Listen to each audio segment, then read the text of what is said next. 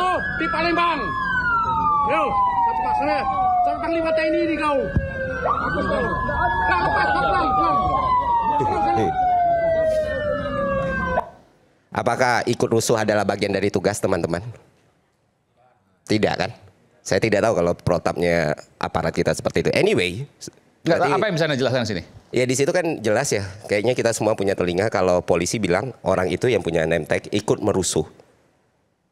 Ikut merusuh. Saya tidak tahu karena saya bukan intelijen. Sebentar, kita dengarkan sekali lagi Iya. ya. Kita dengarkan sekali lagi.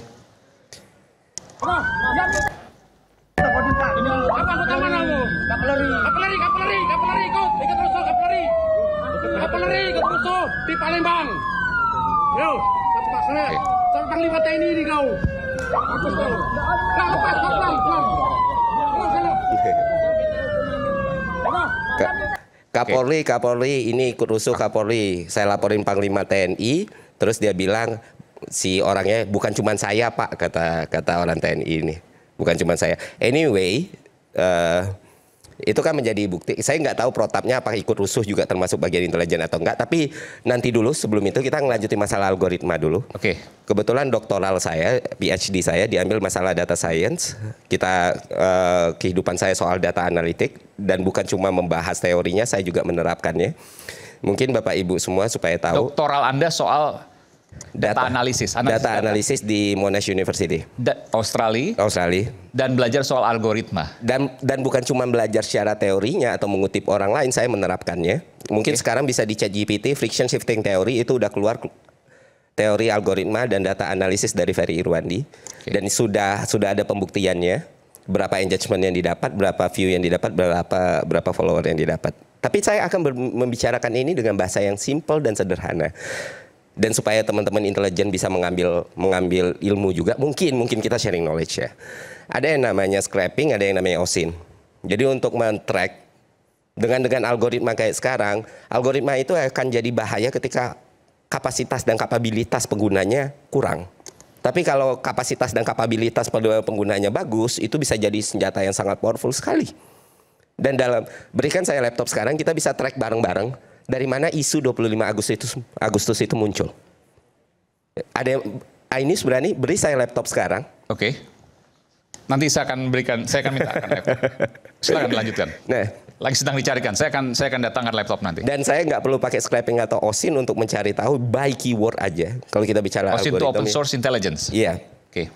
Untuk memahami dari mana sumber data itu muncul. Ya kan? Dan sebenarnya ketika pakai handphone nggak bisa? Ya mungkin Bapak Ibu bisa coba sendiri ya di Google. Ini acara paling simpel deh. Di TikTok Google by date 25 Agustus sebelumnya hashtag bubarkan DPR. Lihat afiliasi orang-orang itu, siapa yang dia dukung, instansi mana yang dia dukung, instansi mana yang tidak dia dukung, siapa yang dia serang. That's it. Akun-akunnya? Akun-akunnya. Simple kok. Dan jawabannya adalah? I don't know. Silakan cari tahu sendiri. Teman-teman pintar kok. Bapak Ibu lebih pintar lah dari saya. Anda mengatakan mereka yang selama ini dukung pemerintah? Enggak, saya enggak bilang apakah mereka benar-benar didalangnya atau tidak. Tapi kalau belajar, kalau kita ingin mencari tahu, benar-benar mencari tahu, nggak usah pakai kata yang berbunga-bunga atau kata-kata sophisticated lah. Langsung kayak gitu aja udah ketemu kok. Anak-anak ini lebih pintar dari saya untuk nyari tahu hal-hal kayak gitu. Anyway, nggak, apa yang Anda mau sampaikan di situ? Ya ini yang mau saya sampaikan. Anyway, saya bisa berani jamin ketika itu semua orang di ruangan ini mencari tahu 25 Agustus hashtag bubarkan DPR, afiliasinya di mana, di TikTok ataupun Instagram atau Twitter, semua orang pasti akan dapat ini dalam waktu kurang dari 5 menit, ya kan? Nah, ketika orang-orang akun-akun ini diperiksa dan mereka bisa tidak terbukti, saya siap menerima konsekuensinya. Hari ini saya di penjara juga nggak masalah. Saya sudah kecukupan saya untuk hidup sudah, istri saya sudah cukup. Mas saya kalaupun apa? Ada nama akunnya bisa disebut? Ada nama afiliasi, nama akunnya ditantang sama Mas Budiman. Nama akun. Mungkin hashtag Mas Bud bisa lihat. Hashtag bubarkan DPR 25 Agustus 2020 sebelum 25 Agustus 2025. Nah, di situ aparat bisa cari tuh, bisa tracking. Bukan berarti mereka, tapi seenggaknya ada satu jalur yang kebuka. Nah, dari situ aliran dana bisa dilihat. Bisa di-track. Kalau nggak ketemu, ternyata benar-benar nggak ketemu. Ah, bukan, ini cuma kebetulan ribuan orang aja. Oh, saya siap menanggung konsekuensinya. Saya bicara di TV nasional, saya bicara di media sosial, di penjara bukan hal yang menakutkan buat saya. Oke. Kalau pemerintah memang mau nyari dalangnya. Pertanyaannya, nyebut nama Rizal Khalid gampang. Ya memang mafia, memang koruptor, ya Prabowo buru. Tapi kayak pertanyaan Mas Aiman tadi, basisnya apa? Itu kan kita perlu tahu.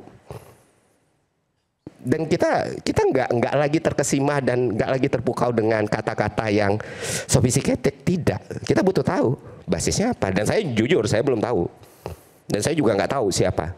Tapi bisa dilihat di media sosial, misalnya orang ketemu siapa, postingannya apa, yang bergerak siapa. It's not a rocket science. Nggak butuh untuk Einstein jadi paham, nggak butuh jadi bin untuk paham.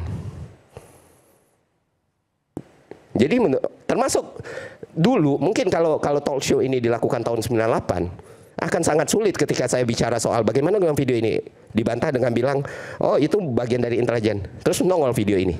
Itu bisa dilakukan 2025, tahun 98 mungkin Mas Bud tahu akan sangat sulit. Dengan sekarang gampang. Ya ini langsung kan. Tapi seberapa valid itu? Pertanyaan saya gini, saya challenge Anda. Oke. Seberapa valid kemudian akun-akun itu bisa Anda katakan bahwa itu berafiliasi ke kelompok tertentu misalnya? Kan belum tentu mereka yang melakukan juga kelompok tertentu itu. Betul.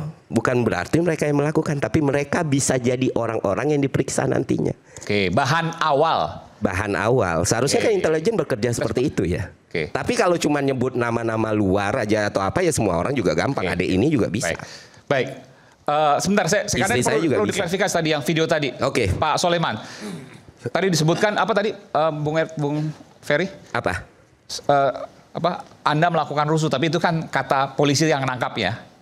Iya kan tadi dibilang. Mungkin diputar sekali lagi nggak apa-apa. Coba Mas Aiman? apa bilangnya apa? Oke. Coba dengerin. Apa anggota mana lu? Kapolri, ikut rusuh Kapolri. Kapolri ikut rusuh di Palembang. Yo, cepat sana. Sampai Panglima TNI ini kau. Bagus kau. Kau lepas, pelan.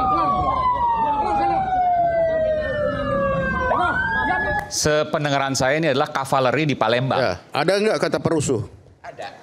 Oke. Semua orang dengar Pak. Dengar Orang nggak? Semua orang dengar. Dengar nggak teman-teman? Dengar nggak? Tadi ada Pak, ada. Perusuh? Perusuh. Perusuh? Ikut rusuh tadi sebutnya. Ah. Iya. Kita dengarkan sekali lagi. Coba perusuh atau ikut rusuh? Ikut rusuh saya dengar. Coba dengar. Kapolri, ikut rusuh Kapolri. Ikut rusuh. Kapolri. Di Palembang.